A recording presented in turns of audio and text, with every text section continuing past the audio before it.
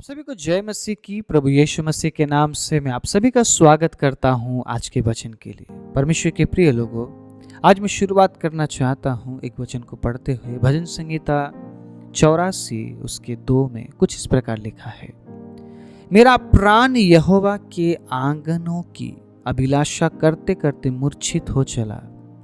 मेरा तन मन दोनों जीवित परमेश्वर को पुकार रहे।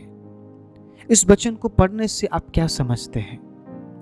इस वचन को पढ़ने से प्रभु आपसे किस प्रकार से बात कर रहे हैं? इस वचन को पढ़ने से आप किस प्रकार से परमेश्वर को प्रतिक्रिया देते हैं? बहुत जरूरी है। वचन पढ़ना बहुत अच्छी बात है। आप वचन पढ़ते हैं, मैं आपका अप्रिशिएट करता हूं, बहुत अच्छी बात है, आप बहुत अच्छा काम कर रहे हैं। लेकिन वचन पढ़ने के बाद उस वचन के अनुसार प्रतिक्रिया देना बहुत जरूरी है। इस आयत को जब आपने पढ़ा तो ये जो वचन है, ये जो आयत है, आपसे किस प्रकार से बात कर रहा है, ये आपको समझना पड़ेगा। और आप उस वचन के अनुसार परमेश्वर को किस प्रकार प्रतिक्रिया दे रहे हैं, ये भी बहुत जरूरी है। प्रभु के वचन में लिखा है, मेरा प्राण यहोवा के आंगनों की अभिलाषा करते करते मूर्छित हो चला। मेरा तन मन दोनों जीवित परमेश्वर को पुकार रहे। अगर आप परमेश्वर की उपस्थिति में जाते हैं, आप किस प्रकार उसकी उपस्थिति में जाते हैं, ये देखना बहुत जरूरी है। बहुत से लोग इस प्रकार से जाते हैं कि उन्हें जाना है, इसीलिए वो जाते हैं। बहुत से लोग किसी के दबाव में आकर जाते हैं। बहुत से लोग सेल्फिश मतलब स्वार्थी नेचर, स्वार्थी स्वभाव को लेकर जाते हैं। मैं आपसे पूछना चाहता हूं, आप जब उसकी उपस्थिति में आते हैं, किस प्रकार आते हैं? आप क्या सोच कर आते हैं? आप किसी के दबाव में आ रहे हैं क्या? किसी ने बोला है इसलिए आ रहे हैं क्या? परमेश्वर तब तक आपके करीब नहीं आएगा जब तक आप इस वचन को अपने जीवन में अप्लाई नहीं करेंगे। इस वचन के अनुसार जब तक आप उसे ढूंढेंगे नहीं, वो आपके करीब नहीं आएगा। कभी भी परमेश्वर ने अपने वचन में दबाव देने वाली बात नहीं लिखी। परमेश्वर हमें से किसी को दबाव नहीं देता, नहीं देगा वो दबाव। वो कभी किसी को जबरदस्ती नहीं करेगा। उसके वचन में इस प्रकार लिखा है, उसने हमें स्वेच्छा में छोड़ दिया। अब आपको तय करना पड़ेगा आपको कहां जाना है। आपको तय करना पड़ेगा आपको किसके पीछे जाना है। आपको तय करना पड़ेगा। परमेश्वर के प्रिय लोगों, जब आप उसकी उपस्थिति में जाते हैं तो आप किस तरीके से जाएंगे? इस वचन को जब मैं पढ़ता हूं, मुझे उस लेखक के जीवन में वो जो प्यास है ना, वो दिखता है। मुझे परमेश्वर के प्रति जो भूख और प्यास है वो दिखता है। कलीसिया में जब आप जाते हैं, इसीलिए मत जाइए कि नियम है वो। परमेश्वर को नियम में मत बांधिए।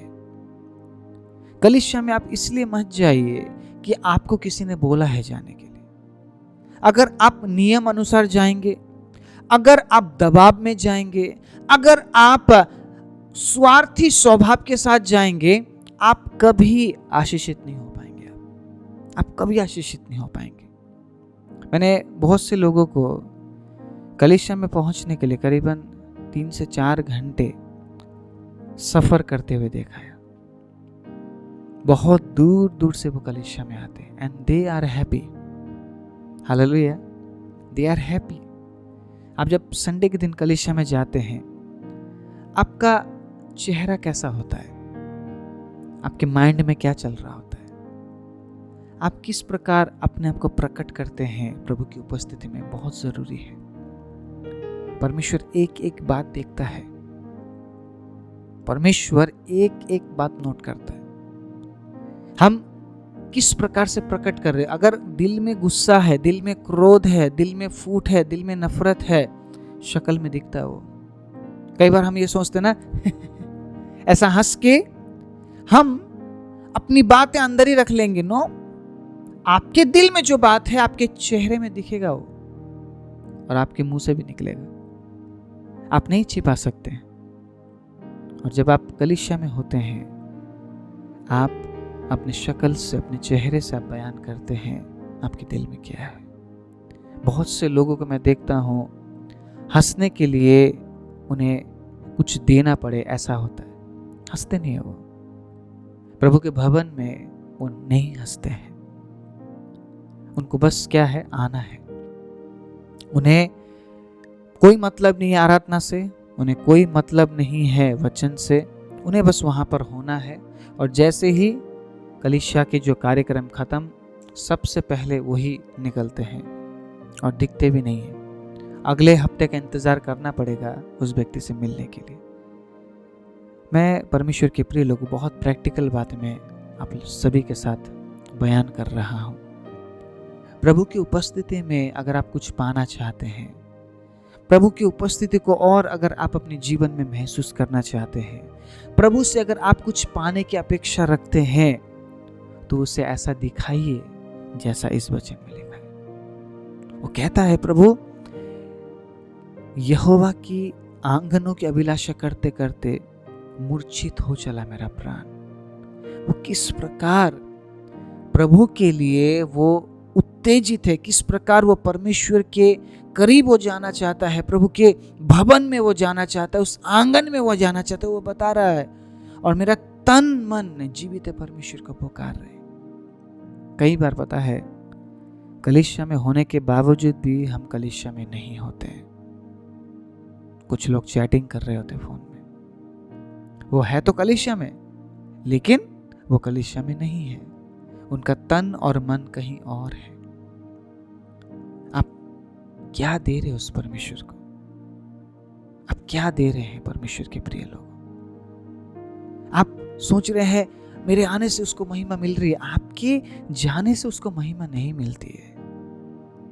जब आप अपने आप को ऐसा बनाते हैं, आप डिजायर्ड है किसी और चीज के लिए, आपके अंदर डिजायर है संसारिक बातों के लिए, आपके अंदर डिजायर है कि जैसे ही कलीसिया का प्रोग्राम खत्म होता है मुझे निकलना है और मुझे वहां पहुंचना है। आप वहां पर बैठे हुए हैं, लेकिन आप क्या सोच रहे हैं, जैसे ही खत्म होता है तो आप वचन में कभी फोकस कर ही नहीं पाएंगे। आपका फोकस कहां पर है? आपका चाहत क्या है कि मुझे निकलना है यहां से। आपका विचार यह है कि बस मुझे निकलकर यह काम करना है। मतलब आप कलीसिया में होने के बावजूद भी आप कलीसिया में नहीं है। आप आराधना तो कर रहे हैं, लेकिन आराधना उससे नहीं दे रहे हैं आप समझ रहे बात? आपने हाथ उठाया, लेकिन आपने हाथ किसके लिए उठाया आपको ही नहीं पता, क्योंकि आगे स्टेज से बोला जा रहा है हाथ उठाओ, आपने हाथ उठाया, लेकिन आपने हाथ किसके लिए उठाया? क्योंकि आप उसके साथ कनेक्टेड नहीं है ना। आप कलीसिया में तो दबाव से आए, किसी के बोलने से आप आए हैं, स्वार्थी स्वभाव से आए हैं। इसका मतलब आप किसके लिए हाथ उठा रहे हैं? आप समझ रहे मैं क्या बोल रहा हूं? अगर इस बात को आप ध्यान से सोचें, गहराई से सोचें, ये हर एक कलीसिया में आपको दिखेगा, हर एक कलीसिया में दिखेगा। मैं ये नहीं बोल रहा हूं कि हर एक जन इसी हालात में होंगे, लेकिन ज्यादातर मैक्सिमम लोग इसी हालत में पाए जाते हैं। किसी एक परमेश्वर के दास को मैंने बोलते हुए सुना था, और वो बात मुझे आज भी याद है। अगर एक सच्चा मसीह को पहचानना है, अगर ये पहचानना है कि वो परमेश्वर से प्यार करता है या नहीं, उसके वर्शिप करने के तरीके को देखना, गीत गाने के तरीके को देखना, आराधना करने का तरीका देखना, उस बहन और उस भाई का, वो लोग कैसे आराधना करते हैं। इसी से पता चल जाएगा कि वो लोग कितना परमेश्वर से प्यार करते हैं। संडे के दिन हम अपने काम काज को छोड़ देते हैं, हम सब चीज से फ्री रहते हैं, ताकि जो बेस्ट वर्शिप, जो बेस्ट गाना, जो बेस्ट धन्यवाद, जो बेस्ट है वो परमेश्वर को दे सके। आप समझ रहे हैं? आप अपने आप को तैयार करते हैं सैटरडे, शनिवार रात से ही कि मुझे कल कलीसिया में जाना है, मैं बेस्ट तरीके से प्रभु का आराधना दूंगी, या बेस्ट तरीके से मैं प्रभु का आराधना दूंगा। आप ये बोलते हैं कि प्रभु मुझसे बात कीजिए, अपने दास को आप तैयार कीजिए, प्रभु कुछ ऐसा वचन दीजिए परमेश्वर, ताकि हमारा हृदय तृप्त हो जाए। आप अपने आप को प्रिपेयर करते हैं। प्रिपेयर कैसे करते हैं? इस प्रार्थना के जरिए मेरा प्राण यहोवा के आंगनों की अभिलाषा करते करते मूर्छित हो चला। आप प्रभु से कहते, प्रभु मुझे तैयार कीजिए, प्रभु कल के वर्शिप के लिए मुझे तैयार कीजिए, प्रभु कल के वचन के लिए मुझे तैयार कीजिए, प्रभु कल के गवाही के लिए मुझे तैयार कीजिए। आप प्रिपेयर होते हैं, आप सोचते हैं कि कल मैं क्या गवाही दूं। मैंने कई बार लोगों को पूछा, आपके पास कोई गवाही है? कोई बोलने के लिए तैयार नहीं, नोबडी। किसी के पास कोई गवाही नहीं है। गवाही क्यों नहीं है बताएं? हम उसके नजदीक नहीं है। अगर हम उसके नजदीक है, गवाही क्यों नहीं होगी? उसने हमें गवाह बनने के लिए चुना है। जो गवाह है उसके पास अगर गवाही नहीं है तो वो किस बात का गवाह है? वो परमेश्वर हर दिन हमारे जीवन में कुछ ना कुछ नया काम करते हैं, लेकिन फिर भी हम गवाही नहीं देना चाहते। आप समझ रहे हैं? आप जब अपने आप को प्रिपेयर करते, आप जब अपने आप को तैयार करते, तैयारी बहुत जरूरी है। तैयारी बहुत जरूरी है। आप ये भी बोल सकते हैं, हर हफ्ते तो हम गाना गाते हैं, तो हर हफ्ते में तैयार होने की क्या जरूरत है? मैं कुछ पूछूं आपसे, कुछ पूछूं, आप बुरा तो नहीं मानेंगे। आप स्कूल जाते हैं, ठीक है, आप कॉलेज जाते हैं, आप ऑफिस जाते हैं, ओके, तो आप अपने स्कूल के लिए तैयारी कर सकते हैं, आप अपने ऑफिस के लिए तैयारी कर सकते हैं, आप अपने कॉलेज के लिए तैयारी कर सकते हैं, तो आप कलीसिया के लिए अपने आप को क्यों तैयार नहीं करते? यही तो मिस्टेक है हमारा। हम सभी बातों को बड़े साधारण तरीके से समझने लगते हैं, यही मिस्टेक करते हैं हम। मिस्टेक यही है। अगर आप अपने संसारिक कामों के लिए अपने आप को तैयार करते हैं, आपके सारे काम सही होने चाहिए आप सोचते हैं, लेकिन संडे के दिन हम कमजोर हो जाते हैं। सैटरडे से तैयारी नहीं है ना, एक्साइटेड नहीं है हम उत्साहपूर्वक उन चीजों को हम ले ही नहीं पाते। उत्साह है ही नहीं हमारे अंदर कलीसिया में जाने के लिए, उत्साह है ही नहीं आराधना करने के लिए, उत्साह है ही नहीं वचन सुनने के लिए। इसीलिए परमेश्वर अपने दास को वचन भी नहीं दे पा रहा है, क्योंकि सुनने वाले उत्साहित ही नहीं है। वचन सुनते हैं लेकिन कोई ना हालेलुया बोलता है, ना कोई होसना बोलता है, ना कोई आमीन बोलता है, ना कोई धन्यवाद बोलता है। एक्सेप्ट नहीं कर पाते हम। परमेश्वर के दास चीख चीख कर वचन सुनाते हैं, लेकिन कोई एक्सेप्ट करने के लिए तैयार है। Nobody is there. आप समझ रहे इस बात को? क्योंकि प्रिपेयर नहीं है। अचानक वचन आ गया, हम हक्के बक्के हो गए। हो, ये कैसा वचन है? ये कैसा वचन आ रहा है? ये वचन तो मुझसे बात कर रहा है। ओह, ये वचन तो मेरी गलती को प्रकट कर रहा है। हे प्रभु बचा ले। हम अचंभित हो जाते हैं, हम हक्के बक्के हो जाते हैं। ये वचन कैसा है? अगर प्रिपेयर किया होता कि प्रभु मुझसे बात कर, उस समय आप क्या बोलते? प्रभु धन्यवाद मुझसे बात करने के लिए। Praise the Lord. आप अचंभित नहीं होंगे अगर आप अपने आप को तैयार करेंगे। आप अचंभित नहीं होंगे अगर आप अपने आप को इस प्रकार से तैयार रखेंगे कि कल परमेश्वर मुझसे बात करने जा रहा है। Praise the Lord, hallelujah. आप किस प्रकार से उसके नजदीक जाते हैं वो देखता है। आपके अंदर किन चीजों की अभिलाषा है? क्या आपके अंदर प्रभु के भवन में जाने की अभिलाषा है, या आपके अंदर थिएटर में जाने की अभिलाषा है? प्रभु जानता है, प्रभु जानता है। कुछ लोगों को कुछ ऐसे न्यूज़ दे दो, they are so much excited. कुछ लोगों को ऐसा न्यूज़ दे दो कि आज हम घूमने जा रहे हैं, आज हम मूवी देखने जा रहे हैं, आज हम डिनर में जा रहे हैं, आज हम लंच में जा रहे हैं। आप उनके खुशी को उनके चेहरे में देखेंगे। लेकिन जब आप ये कहेंगे ना, आज हम प्रार्थना में जा रहे हैं, उनके चेहरे में खुशी नहीं होगी।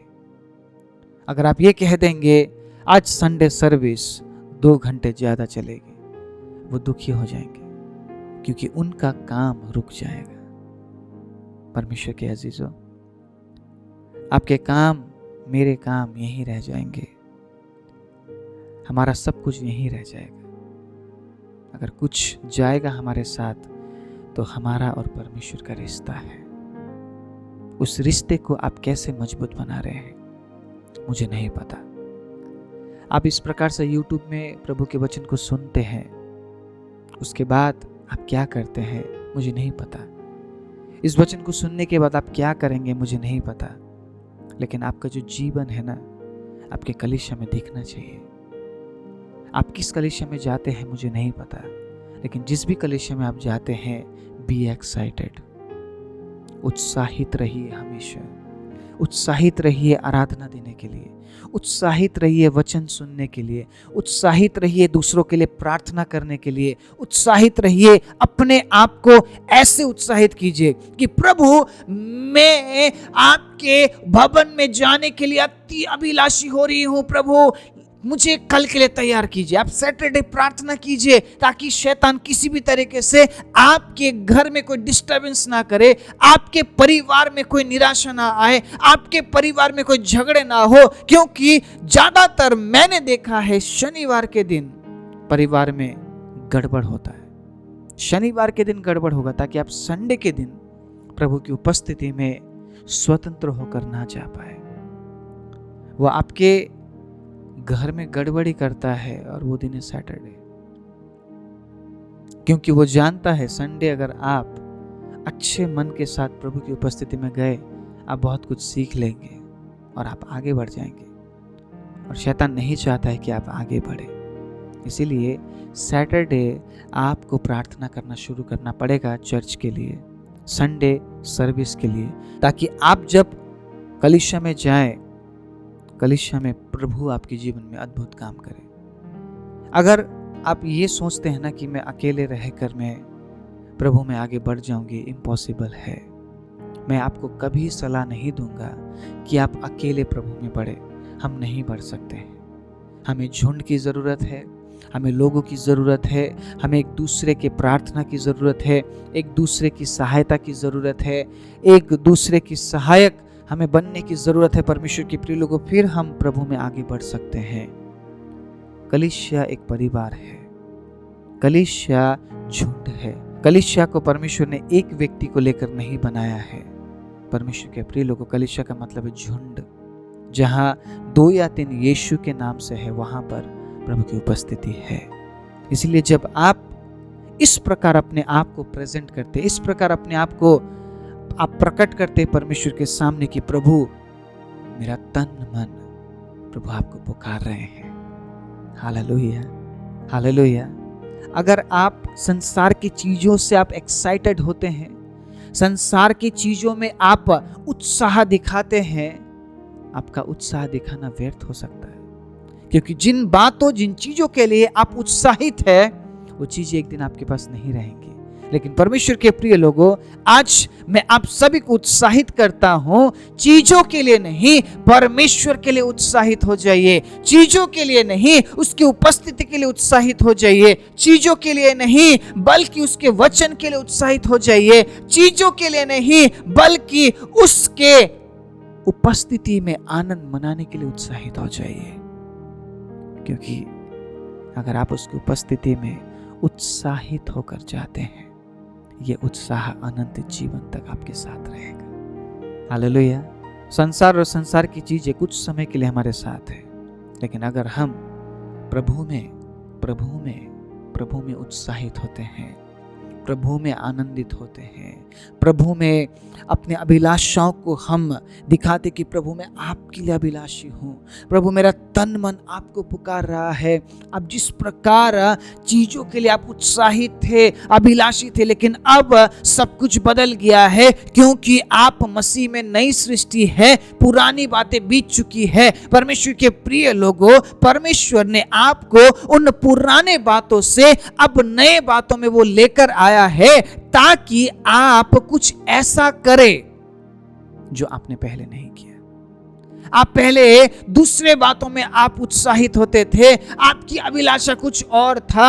आप परमेश्वर की जगह चीजों की चाहत में थे, लोगों की चाहत में थे, संसार की बातों की चाहत में थे। लेकिन मसीह जब आपके लिए मरता है और आपके लिए वो नया जीवन जब लेकर आता है, अब आप चीज, लोग और संसार के बातों के लिए नहीं, बल्कि परमेश्वर की उपस्थिति के लिए आप उत्साहित रहते हैं। परमेश्वर के वचन के लिए आप उत्साहित रहते हैं, उससे आराधना देने के लिए आप उत्साहित रहते हैं। और आप एक दिन पहले से ही अपने आप को प्रिपेयर करते, आप तैयार करते हैं। ज्यादातर आपने महसूस किया होगा इस बात को, सैटरडे के दिन कुछ ना कुछ ऐसा होता है, या संडे की सुबह कुछ ना कुछ ऐसा होता है ताकि हमारा मन खराब हो और हम प्रभु के साथ जुड़ ना सके। लेकिन इस बैरियर, इस बाधा को हमें तोड़ना है यीशु के नाम में। और आज के बाद जब आप उसकी उपस्थिति में जाते हैं, लटके हुए मुंह के साथ नहीं, स्माइल करते हुए, आनंद के साथ हंसते हुए उसकी उपस्थिति में जाना है परमेश्वर के प्रिय लोगों, क्योंकि उसके भवन में आनंद की भरपूरी है। Praise the Lord. उसके शरण में आनंद की भरपूरी है। प्रभु का आनंद है मेरी ताकत, संसार में यीशु है मेरी ताकत। जब आप उसके आनंद में आनंदित होते हैं ना, वो आपका ताकत बन जाता है। Praise the Lord, hallelujah. मैं विश्वास करता हूँ इस छोटे से वचन से मैं आपको उत्साहित कर पाया हूँ। प्रभु के लिए अपने आप को किस प्रकार आपने तैयार करना है, उत्साहित रहना है, ताकि आप प्रभु से और प्राप्त कर सके परमेश्वर के प्रिय लोगों। क्योंकि परमेश्वर उन लोगों के करीब है जो उत्साह के साथ प्रभु की उपस्थिति में आते हैं, जो चाहत के साथ प्रभु की उपस्थिति में आते हैं। प्रभु उन्हें कभी अकेला नहीं छोड़ेगा, प्रभु उन्हें कभी खाली हाथ नहीं भेजेगा। आप हर दिन कुछ ना कुछ नया परमेश्वर से आप अनुभव करेंगे, प्राप्त करेंगे, और आप प्रभु में आगे बढ़ते जाएंगे। आइए अपनी आंखों को बंद करें। सर्वशक्तिमान जीवित दयालु परमेश्वर, प्रभु धन्यवाद आज के जीवित वचन के लिए पिता। प्रभु जिस प्रकार आज के वचन में हमने पढ़ा कि प्रभु जो लेखक लिखता है वो कहता है, प्रभु मेरा प्राण तेरे आंगनों की अभिलाषा करते करते मूर्छित हो चला। प्रभु उसी प्रकार आज हम कहते हैं प्रभु, हम अपने आप को तैयार करेंगे, हम अपने आप को ऐसा बनाएंगे प्रभु, ताकि खुदाबंद हम भी इसी प्रकार अभिलाषा के साथ प्रभु हम आपकी उपस्थिति में आ सके। परमेश्वर चीजों और लोग और संसार की बातों की अभिलाषा नहीं, बल्कि आपकी उपस्थिति की अभिलाषा। हालेलुया। प्रभु आपकी उपस्थिति की चाहत, आपके वचन की चाहत, अच्छी आराधना देने की चाहत, प्रभु आपसे कुछ पाने की चाहत परमेश्वर हम अब रखने वाले हैं।